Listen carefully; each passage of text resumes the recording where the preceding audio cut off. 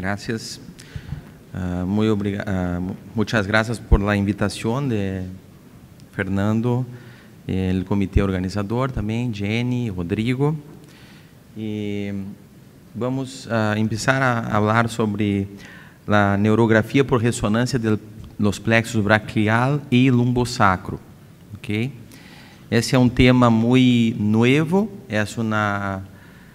é um exame novo de ressonância que há aí uns 4 ou 5 anos que está sendo feito em múltiplos centros, pero não está sendo feito de uma forma muito organizada em todos os serviços, não está totalmente padronizado o estudo de neurografia. Aproveito perguntar quantos de vocês de la audiência fazem este exame em seus serviços de neurografia.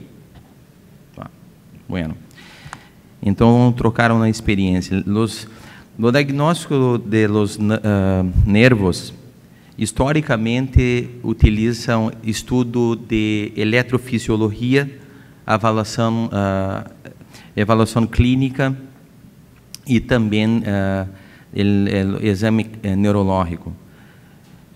Hoy la neurografía puede auxiliar mucho y cada vez más está pegando espacio en los diagnósticos de las patologías de los nervos. O que é a neurografia? É o estudo dedicado de ressonância de los nervos e pode-se utilizar sequências que estão em los magnetos. Que tipo de sequências que podemos utilizar para fazer a neurografia? As sequências ponderadas em T2, e a mais conhecida para a neurografia é o STIR. A difusão, que hace um estudo mais neuroselectivo, e lá uma imagem mais funcional. Agora, muitos estudos falando de DTI, Diffusion Tensor, com tractografia para o estudo funcional de los nervos.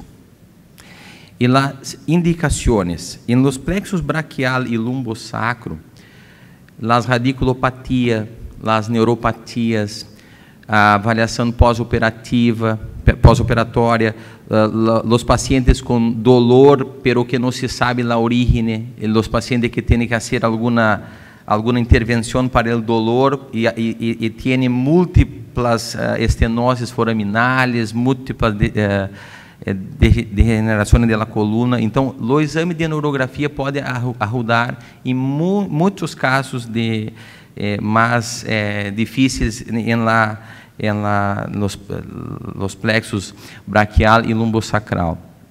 Um exemplo simples de neurografia, aqui demonstrando uma simples herniação discal, uma protrusão discal, e como que a neurografia observa a inervação, como uma irritação del nervo acometido. Então, acá nós fizemos uma neurografia com uma máquina de 1.5 Tesla, utilizando uma sequência que é muito comum de estar dentro das máquinas, o STIR Space 3D, e nos mostra a irritação do plexo esquerdo provocada por la pequena protrusão discal. Então, esse é um exemplo muito prático de como nós podemos visualizar a inervação, a irritação do nervo. Então, temos um exame de coluna cervical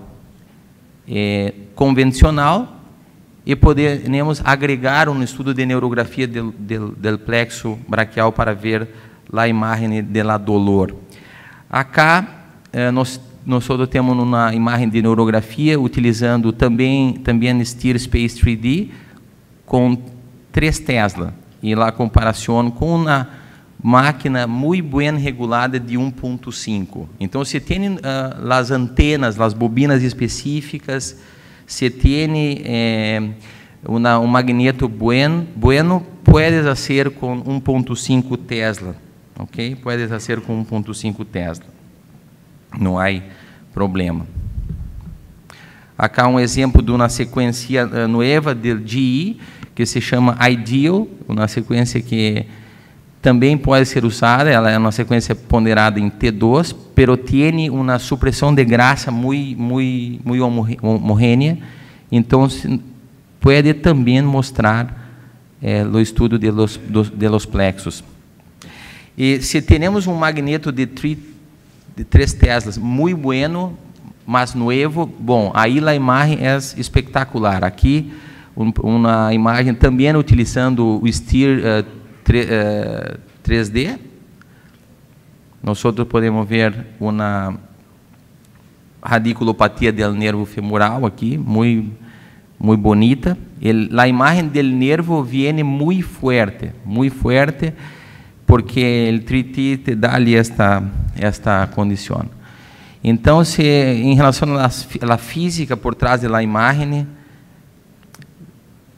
está baseada em la estase, o problema do fluido endoneural que transita através dos axônios.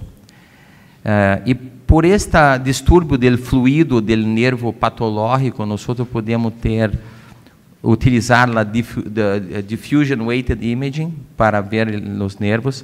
E acá, esta sequência é muito boa, é uma difusão PSIF de Siemens, específica para ver os nervos e suprime, inclusive, o fluido de las venas e de los vasos e também o fluido do CSF fluid, aqui como podemos ver. Então, neste caso, temos uma schwannoma, acá, e neste caso aqui, é a primeira publicação utilizando difusão em la coluna, no plexo braquial. E aqui podemos ver como se evoluiu muito as sequências desde 2008 para agora. A resolução é melhor, o contraste. Então, se temos muito mais, podemos ver muito melhor os gânglios, né, as raízes nervosas, muito melhor. Então, a física por trás da difusão, mostrando aqui o distúrbio no nervo patológico do movimento das moléculas de água.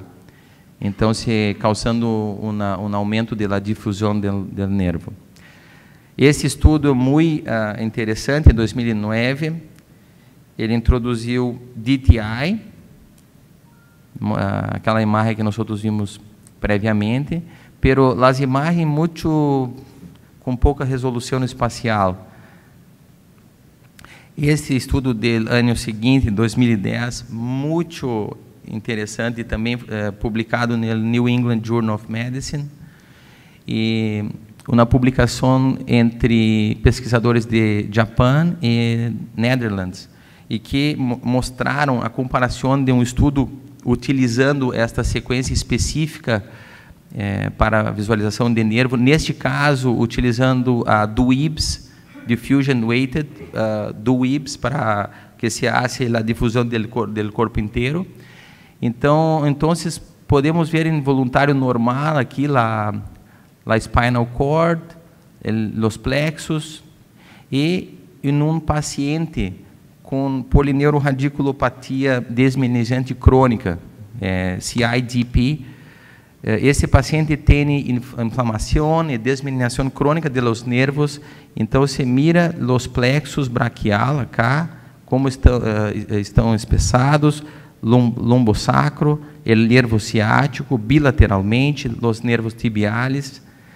Então, acá este artigo foi um marco para a neurografia, porque a revista New England é muito conhecida, e então, a partir daí, se ganhou mais força o exame. Esse é nosso primeiro exame, nós fizemos com PSIF em 2012, e nós imprimimos a película como se fosse uma angiorressonância, múltiplos cortes de 2, 3 milímetros, e mostrando todas a inervação do plexo lumbosacral.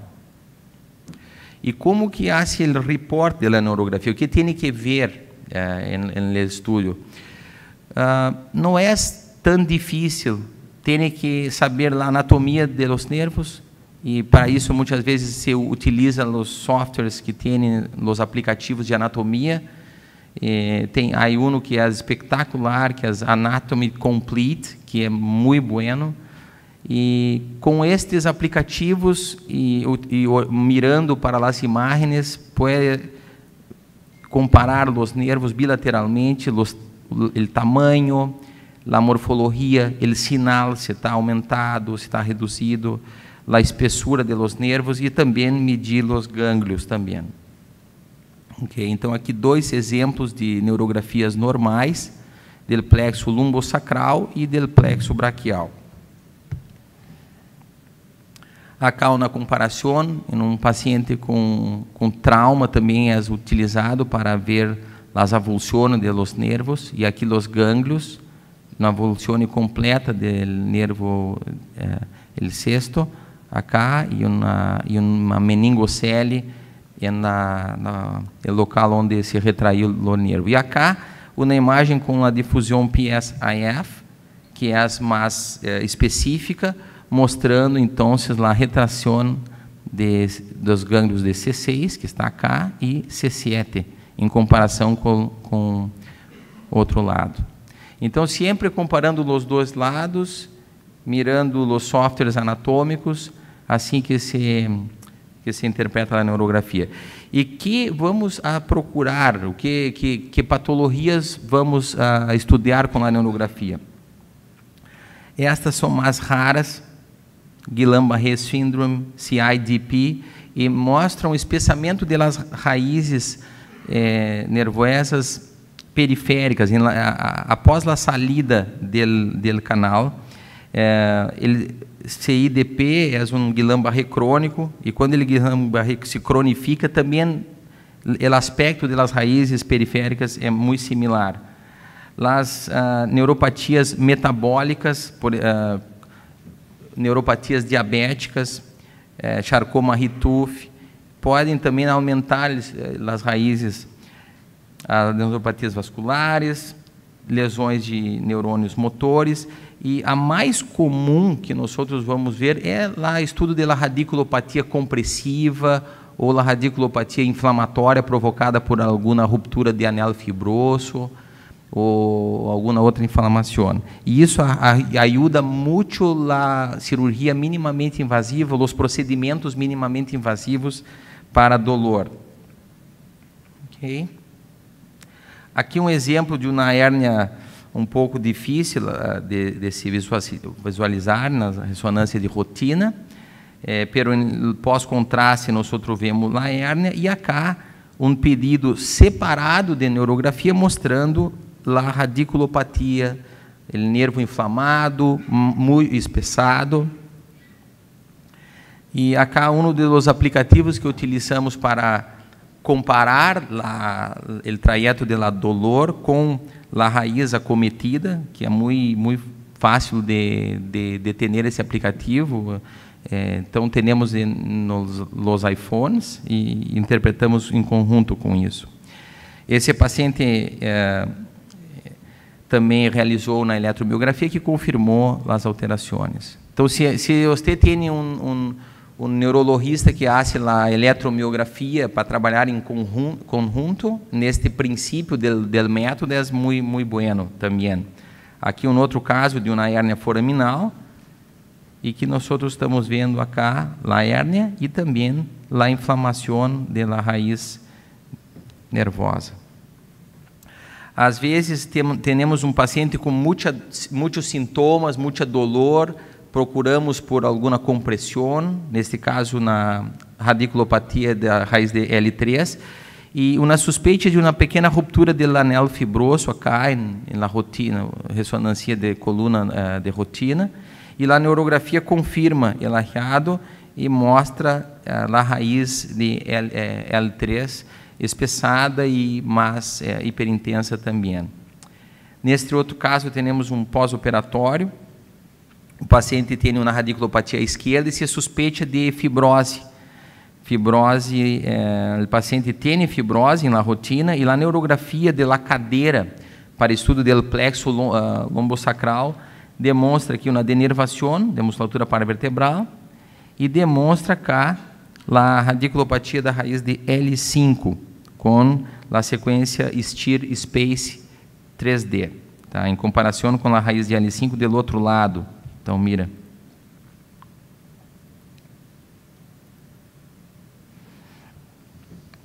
Neste caso aqui, temos uma radiculopatia há 3 meses, o paciente tem hérnias de disco, tem protrusões, pero agora o paciente está quase normal.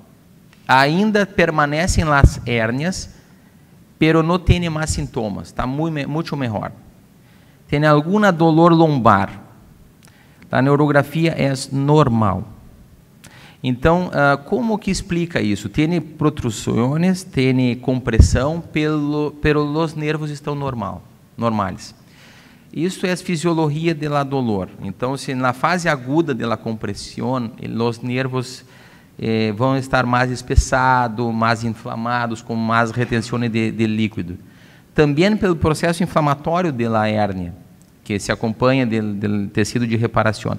Depois de 1 ou 2 meses e com tratamento também anti-inflamatório, permanece a compressão, pode permanecer em muitos casos, o nervo se reduz ao normal, ele se adapta. Ok? Então, podemos ter neurografia normal em pacientes com hérnias de disco. É possível. Tá? Esse mesmo paciente, aqui outro paciente com a mesma patologia, e se pode também medir a intensidade de sinal, a difusão de los nervos que estão comprimidos. E neste caso aqui podemos ver que há uma hérnia de disco, ok, em um nível somente, pero a neurografia está normal e a intensidade da difusão é a mesma, muito similar. 159 aqui, na raiz direita, e 164 na esquerda. E também é importante ter padrões de comparação, que hoje não temos muitos estudos dizendo quanto que é a difusão normal de los nervos. Então, nós fizemos um estudo e apresentamos no Congresso Europeu de Radiologia agora de março, solamente com normales, 50 pacientes, medindo o tamanho de los gânglios, de L5, a espessura de los nervos, por quanto centímetros podemos ver o nervo em um voluntário normal, e também a medida da intensidade normal do sinal. Então, temos que fazer isso a cada nível, a cada sequência, para ter um padrão. Ok? Isso é uma outra coisa que também é mais difícil de entender. Um paciente com síndrome da caldequina e com uma hérnia muito grande e extrusa e migrada em L5-S1. E que podemos observar com a neurografia? Uma coisa atípica. A hérnia cá abaixo, pero podemos observar na sequência de difusão uma alteração do sinal das raízes intradurais proximais à hérnia. Então, como se fosse uma degeneração valeriana proximal. E está descrito, é fisiologicamente possível, pero nós não... É o único caso que nós vimos aqui, da compressão abaixo e a denervação com a medida da difusão alterada de los nervos até mais arriba.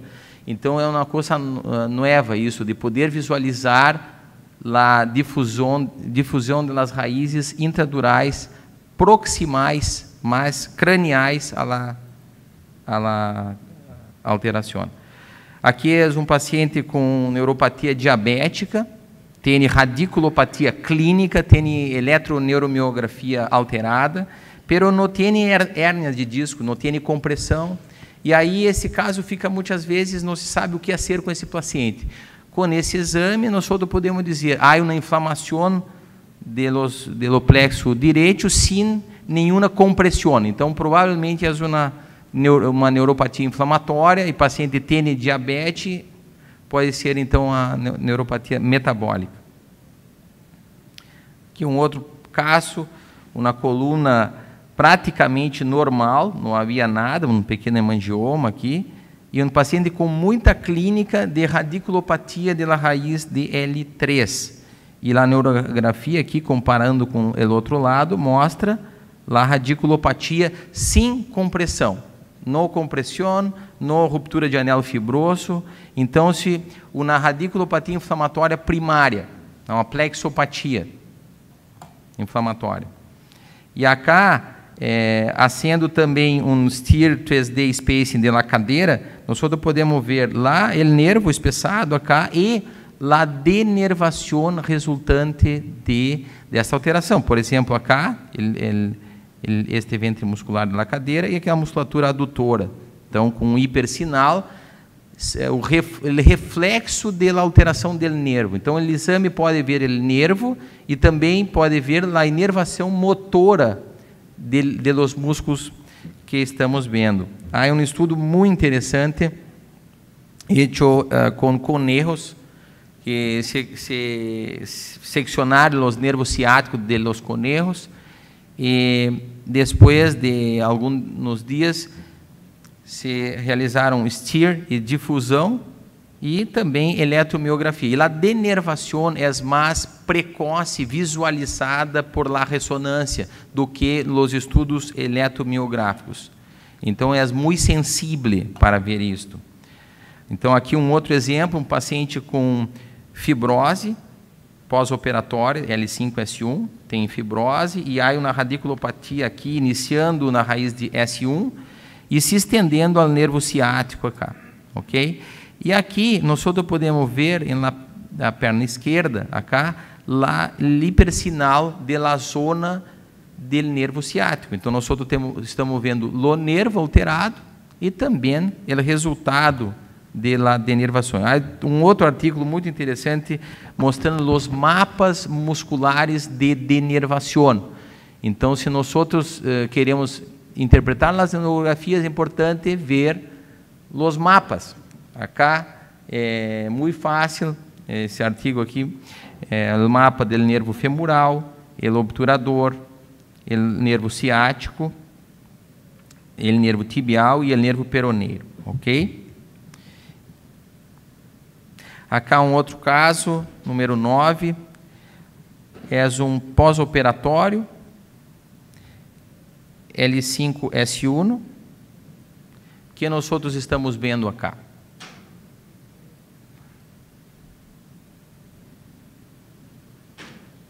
Laminectomia esquerda.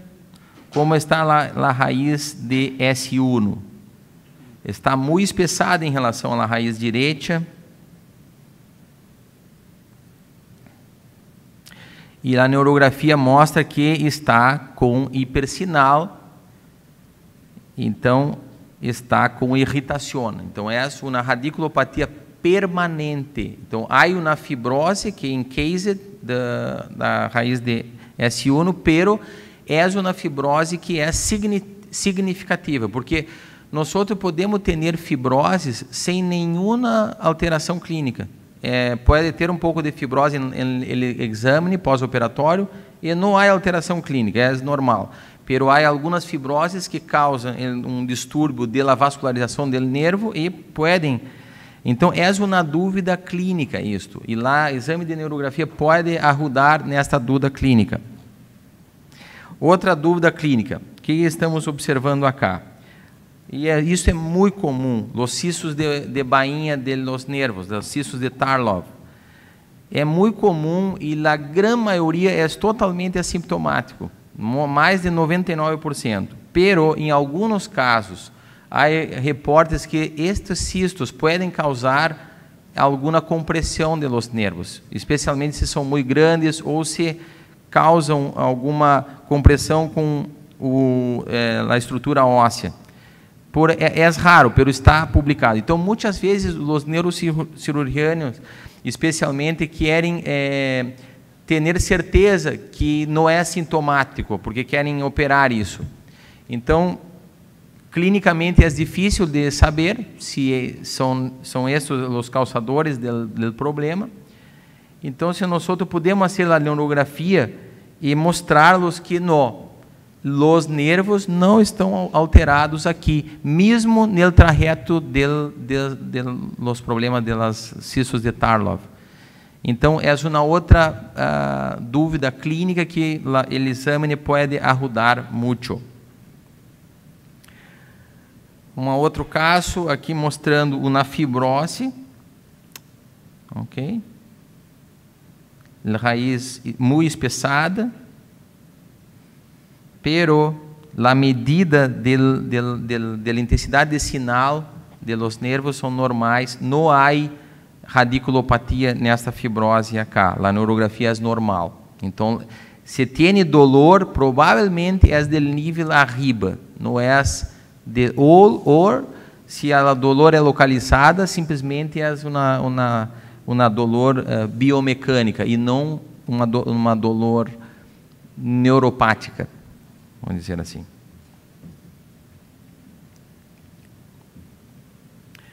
Aqui um outro caso, o paciente tem uma dor na thigh, na coxa, uma ressonância da coluna lombosacra é normal, e se suspeita de uma síndrome del piriforme, ok?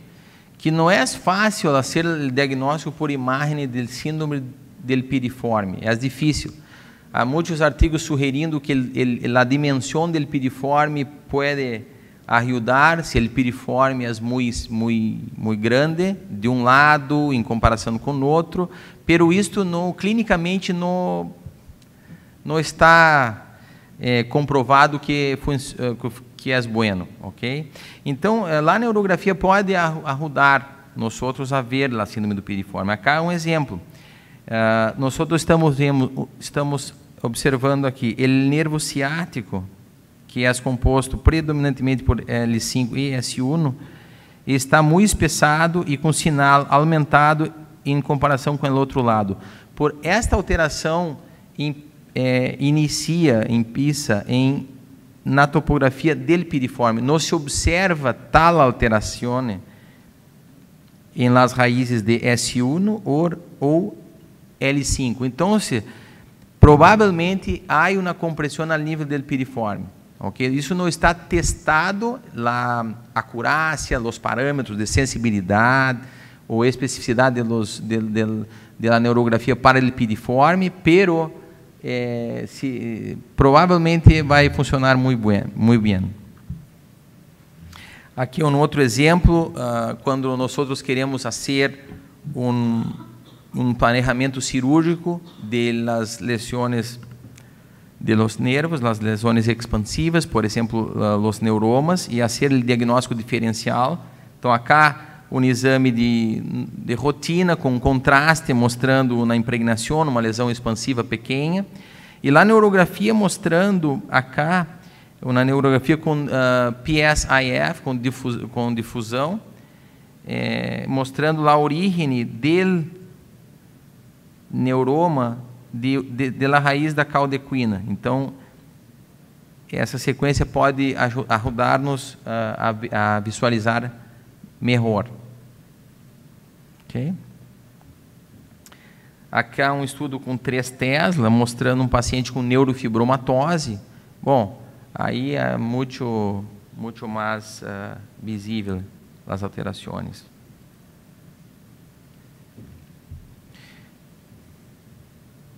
Esse caso acá, que nós estamos observando aí.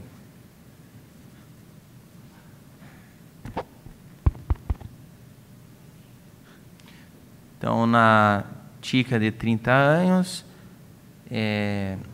realizou cirurgia plástica do abdômen e também de los glúteos, se tirou gordura abdominal, graxa abdominal e pôs nos glúteos, ok? E desenvolveu logo sensibilidade nas pernas e não se sabia por quê. Então, se hicimos uma ressonância da cadeira de rotina, cá nós podemos ver em T1, no T1, a graxa que foi colocada aí, e acá nós na neurografia com difusão, que hecha também com saturação de gordura, acá a gordura, e os nervos ciáticos bilateralmente têm hipersinal. E se hace essa imagem com possibilidade de fazer MPR depois, reconstruções, e acá o coronal demonstra, e a radiculopatia de los nervos ciáticos empiezam aonde o nervo está passando justa a la tuberosidade isquiática e muito próximo da posição de las enhertias de Graha. E o exame também, hicimos um exame das pernas, mostrando que há um hipersinal bilateral simétrico no mapa do nervo tibial, que é do nervo ciático, ok? Então, esse é o diagnóstico de uma compressão e irritação de los nervos ciáticos pela cirurgia plástica, ok? A paciente não hice nada cá, em um primeiro momento, pero 15 dias depois o cirurgiano retirou muita dessa graha e a paciente quedou melhor depois de 2, 3 meses. Acá um outro caso bem interessante, que lá uma demonstração de como o exame pode ajudar em dúvidas clínicas. A paciente fez um vuelo de avião de Dubai a São Paulo, um vuelo que tem aí 14 horas, tá? E quando chegou a São Paulo, chegou com muita parestesia no terceiro, quarto e quinto dedos e dor no braço e um exame clínico sem muitas coisas, pero muito sintomática. Hicimos o exame de rotina da coluna cervical, não havia quase nada para explicar. E aí sugerimos uma neurografia, ok? Então, a neurografia do plexo braquial demonstrou uma hiperintensidade das raízes esquerdas, ok? Inclusive com as medidas alteradas, as medidas de difusão acá, tem que medir exatamente no mesmo lugar e é melhor medir em los planos que foram adquiridos. Então, se você adquiriu a neurografia no plano axial, a melhor é medir no plano axial. Então, hicimos o diagnóstico de neuropraxia. Neuropraxia é um trauma do nervo pequeno, não há disruptura. E como que isso aconteceu fisiologicamente? Isso aqui, esse tipo de caso também acontece muito em cirurgias que têm um tempo longo de anestesia. O paciente está anestesiado, está dormindo, e aí a posição do neck, do pescoço, se fica muito tempo comprimindo, pressionando o nervo. O paciente acorda da cirurgia de rodilha, de tórax, qualquer cirurgia, e tem uma dolor, tem parestesia. Esse paciente teve uma neuropraxia durante o procedimento cirúrgico, ok? Então, também já havia alguns casos após anestesia durante a ressonância. O paciente fica 1 hora anestesiado, depois tem dolor e parestesia nas mãos. Então, é isso que acontece. Então, com a neurografia, nós estamos visualizando o pequeno dano do nervo. Isso não é cirúrgico, vai melhorar por 1 ou 2 meses até se ficar bueno. Ok? Acá um outro exemplo no plexo braquial de como visualizamos as neuropatias desmelinizantes, tipo CIDP, que é como se fosse um Guillain-Barré crônico. Visualizamos como espessamento difuso e irregulares de los nervos bilaterais e também de los plexos lombares, mesma coisa. Então, são diagnósticos que normalmente nós não estamos aí acostumados a fazer com os exames de rotina de coluna, ok? Uma evolução da neurografia seria utilizando as sequências de tractografia, DTI, que são provenientes dos estudos do cérebro, e utilizando também sequências baseadas na difusão de los nervos. Então, acá é um estudo muito bonito, hecho em França, mostrando então a tractografia das raízes. Acá se pode observar uma hérnia de disco, acá à direita, e a raiz que está compressa, que está comprimida, ela apresenta mais espessa e também com um color alterado em relação ao outro lado. Então, nós podemos medir a fraction anisotropy da raiz e observamos que no lado que está comprimido, a fraction anisotropy está barra em relação ao lado normal. Então, é uma parte mais funcional, é uma medida mais da função do nervo, e isso vai ter um papel muito importante também, se nós temos um parâmetro de quantitativo. Cada vez mais e mais falamos de ressonância quantitativa, tá? Transformando o nosso exame, que é muito bonito e muito romântico, numa coisa mais tipo um exame de laboratório, que vai haver um número. Qual é o número da raiz de L5? O número é tanto, como se fosse um exame de sangue. Aí, qual é o nível do potássio? É 25, e a raiz de L5 é 13. Então, pero isso é muito importante. Por exemplo, se podemos ter um valor normal para a fraction anisotropy de todos os nervos e adquirir rapidamente uma sequência de ressonância que pode nos dar essa informação, é muito, muito precioso isso para indicações cirúrgicas.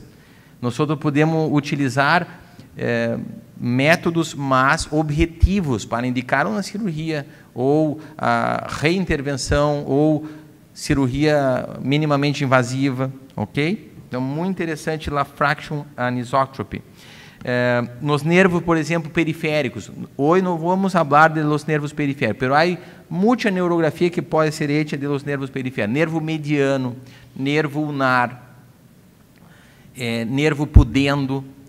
Então, por exemplo, o nervo mediano, há estudos mostrando que no túnel del carpo syndrome, a anisotropia está muito alterada na correlação com voluntários normais e também utilizando esta neurografia para avaliar esses pacientes depois da cirurgia, os que ficaram bem, os que necessitam de nova intervenção. Então, isto é o futuro da neurografia, ok?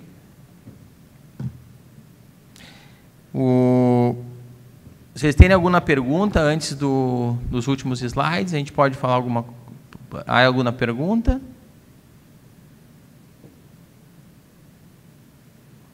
Tá. Então, eu vou seguir aqui. Um último caso.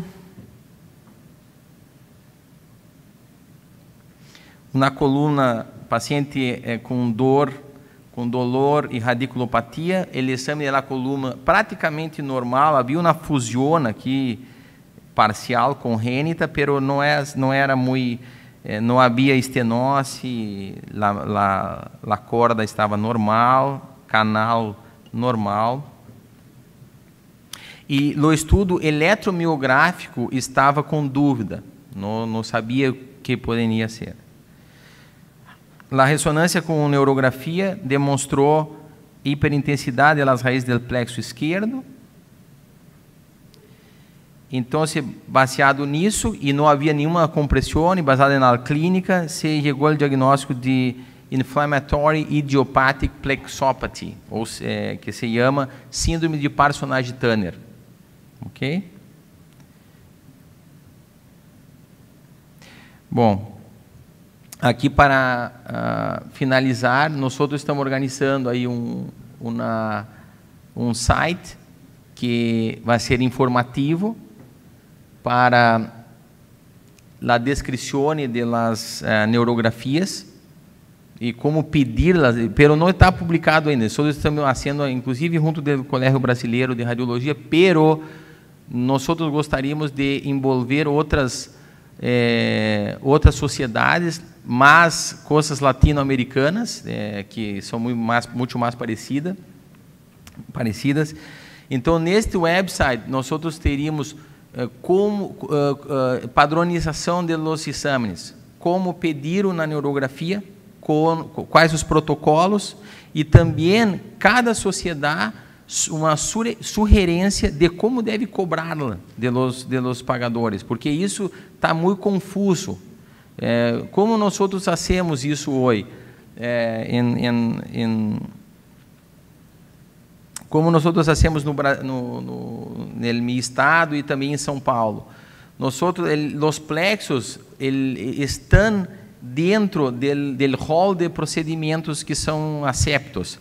Então, nós sempre, se os médicos estão pedindo neurografia do plexo braquial ou neurografia do plexo lombosacro, se chama ressonância do plexo braquial, ressonância do plexo lombosacro. Qual é o protocolo? Não é de coluna, não, é só de los nervos. Então, steer space e difusão, solamente isso, só vou falar de los nervos, ponto. Então, sempre tenho que ter uma ressonância de la coluna cervical, ou de la coluna lombar, ou de la cadeira, que esteja acompanhando meu pedido de neurografia. Então, isso tem que estar padronizado, tem que ter uma acessibilidade, porque os médicos não sabem pedir isto, então tem que padronizar. E também para as partes periféricas, como fazer uma neurografia para estudo de túnel do carpo, porque também essa aí não há nos procedimentos brasileiros autorizados pelo governo, não há. Então, vai ser privado nos nervos periféricos, e o pedido vai ser neurografia do nervo mediano ou neurografia do nervo tibial, e tem que vir acompanhado de uma ressonância para a morfologia, né? Uma ressonância do mesmo local anatômico. Bueno, então eu passei os casos, uma parte teórica, e agora se chega ao fim de la lezione. Tem alguma pergunta, alguma coisa para comentar? Oh, ok. Una pregunta, en el caso de no tener una secuencia STIR 3D, ¿qué recomienda si se puede utilizar la secuencia STIR convencional? Sí, sí. ¿En qué espesor de corte sería lo adecuado? Y la otra pregunta es si fusionan a veces la secuencia STIR con la difusión, si las solapan o la fusionan, si tienen ese programa para solaparla o fusionarla. ¿Qué máquina usted tiene? ¿Cuál máquina? Philips. ¿Cuál de ellos? 1.5. Pero el Insignia, Activa? El Insignia. Insignia. Não é a Philips mais moderna, 1.5, ele Insignia, ele tem o software, ele tem o Steer 3D Space. Se você não tem o Steer 3D Space, pode ser sim com o Steer convencional, e cada máquina com suas bobinas vai responder de uma melhor forma ou de outra. Então, se você fizeres com o Steer uma sequência com 3 milímetros de corte, ok, coronal, é melhor fazer o coronal, e com o mínimo espaçamento possível, diria assim, tenta ser 10% de espaçamento, não pode barrar muito, porque senão tem um artefato que se chama cross-talking, quando se barra muito o gap, abaixo de 15% começa a ver. Então, minha recomendação é cortes de 3 milímetros. O tempo para ser boa imagem com tu equipamento, creio que uns 4 minutos para ser bem, porque tem que ter muito sinal para ver as pequenas diferenças de intensidade de sinal. Tem que ser uma sequência com muito sinal. Então, aumenta o tempo do exame para ter um bom sinal. E nós, em la coluna lombosacra normal, há muitos anos, há uns 5 anos, nós hacemos o Steer conventional, sempre. É uma sequência rápida, pero empezamos a fazer isso mais para ver o diagnóstico de screening de alterações nas sacroiliacas. Então, pegamos muitos casos de sacroileite en la rutina de la columna lombosacra que no se via antes. Entonces, em torno de 10 pacientes a cada 1000 pacientes de ressonância lombosacra tiene, pero aí começamos a entender mais a neurografia e aprender, porque mirávamos as sacroiliacas com este STIR coronal de rotina, pero muitas vezes víamos também uma alteração de los nervos. Então, foi aí que começou o estudo. Então, eu recomendo vocês usarem, pelo menos na coluna lombosacra, um STIR convencional de 1 minuto e 30, mais ou menos. Corte pode ser grosso, 7 milímetros, e faz aí uma varredura coronal, e aí vai começar a ver muitas coisas de los nervos, e aí começa a empiçar a neurografia, ok? E a outra, a fusión, lá sequencia PSIF, que é da Siemens, ela já vem automatizada na fusão. Então, eu mesmo não sei fazer a fusão na máquina, e meus tecnólogos tampouco, pero tenho sorte, essa sequência já vem fusionada. Há muitas novas sequências com outros nomes aí, vindo de Philips, GE, Siemens, que todas elas, para ver a neurografia, têm o STIR fusionado com a difusão, ok? Tem junto, pero é uma coisa mais interna da sequência em si. Eu não sei fazer manualmente isso. Okay. Una pregunta más. ¿Utilizan o complementan estos estudios con secuencias FATSAT T1 con gadolinio o no lo emplean para...? Não, eu sempre faço a neurografia em conjunto com um exame normal de ressonância. Então, o cirurgião me pede 2 exames. A ressonância normal, e aí vem 5 a 6 sequências. E depois, a neurografia, faço a STIR e a difusão. E só. Porque não quero fazer uma neurografia que também tenha os T1, porque senão vai confundir e não vou conseguir desenvolver o método.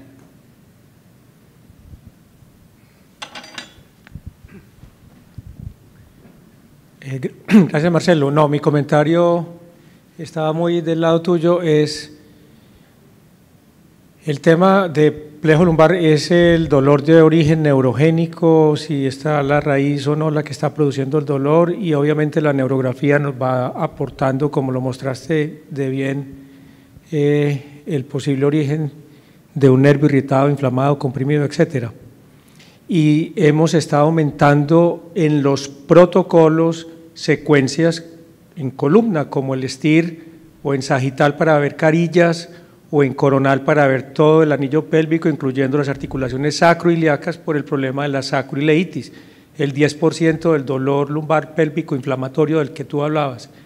Entonces uno dice, bueno, vamos a terminar haciendo el volumétrico casi que siempre de neurografía complementaria. Es muy bueno el planteamiento que haces en el sentido de cómo a futuro manejamos eso en la facturación, ser conscientes, porque los radiólogos casi siempre anexamos las nuevas técnicas como un plus del examen y muchas veces no dimensionamos que como se vuelve una tradición, al final no te lo va a pagar el ordenador, ¿cierto? Sea una institución o el mismo Estado. Pero yo creo que vamos a terminar, como tú lo mostraste, agregándole un estudio de neurografía, un estudio de columna lumbar o de columna cervical, probablemente un STIR volumétrico de alta resolución que no es tan demorado y va a ser casi que el complemento normal de una columna. Eu concordo. Não é fácil introduzir novo método, pero há alguma oportunidade de criar novo exame, eu creio. Na Suíça, há dos magnetos aí, que é lugar que se hace muita neurografia, que 20% dos exames deste magneto são de neurografia específica, e eles pagam separadamente para o serviço. Então, é muito interessante isso. Eu gostaria também de ter os 20% esses aí, né, em las máquinas. O ideal seria organizarmos uma forma para poder fazer isso. Por exemplo, em la neurologia, o que é a tractografia, a espectroscopia, não é, em Brasil, não é agregado a um exame de ressonância. Não, hoje, no Brasil, é um exame completamente diferente. Na espectroscopia cerebral, se paga, o governo paga separadamente, mas teve um trabalho aí da sociedade para fazer isso. Então, eu creio que as sociedades teriam que é uma oportunidade. Eu vejo que cada vez mais e mais nós vamos fazer estudo específico de los nervos aí, cada vez más y más. Marcelo, una pregunta en relación a la fusión, pero fusión de resonancia magnética con ultrasonido. ¿La has tratado de hacer? ¿O? No, nós estamos empezando, mas para próstata, biopsia de próstata, pero no ¿tú estás haciendo alguna cosa para músculo esquelético? Sí, lo hemos hecho para el síndrome de piriforme y también para las neuropatías del pudendo. Entonces tenemos es Siemens, es la plataforma de Siemens, un equipo de ultrasonido en el cual podemos incorporar los datos de la resonancia magnética y hacer imágenes de ultrasonido para guiar una aguja al sitio específico donde vimos la alteración en la señal en la resonancia. Hay un artículo recientemente publicado en el Journal de Ultrasonido con el trabajo y nos ha parecido bastante, pues es muy útil porque a la larga uno hace diagnóstico de atrapamientos, particularmente el piriforme, que puede ser bastante controversial con los clínicos. Lo que uno quiere ver es si haciendo una inyección diagnóstica el paciente tiene o no mejoría de los síntomas. Ustedes utilizam o mesmo software da Fusione que se usa para biopsia prostática? ¿É el mismo o otro? Es un software que desarrolló Siemens específico en la plataforma de ultrasonido para personas. Ok. Muchas gracias, entonces. Gracias.